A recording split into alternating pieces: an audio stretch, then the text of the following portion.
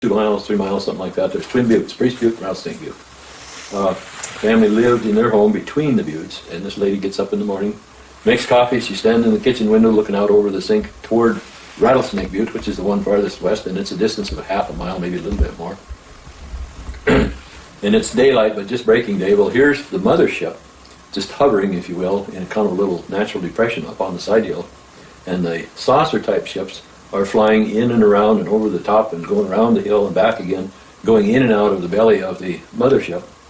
Well, then she wakes her husband up, and he gets up, and they watch this together for like a half an hour. Finally, in their visitation between themselves, they decide to call me, but she doesn't. She said, "Are you busy? Can you come out?" She didn't say what she was looking for or looking at, and I was bright enough to ask her. I just said, "Yeah, I'll be right there." So I got dressed and went out, and unfortunately, I drove right by where this had been. Oh. Yeah, and it turns out it left before I got there, but I didn't know why it was going or what I might have been looking for or looking at.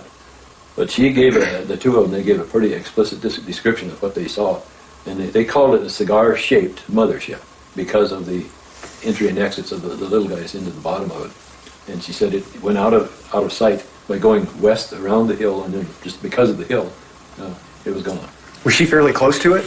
Half a mile or about that distance from her house. Pretty close. Yeah, and the little basin or draw that it was hovering in, all I had to do was just barely come out of there and around the corner and it was out of sight. Yeah. Every time I go down that road, I think of it and I look at it and boy, I wish you'd come back. That'd be quite a view. Yeah. Yeah. And that was the Pearson case? Yes.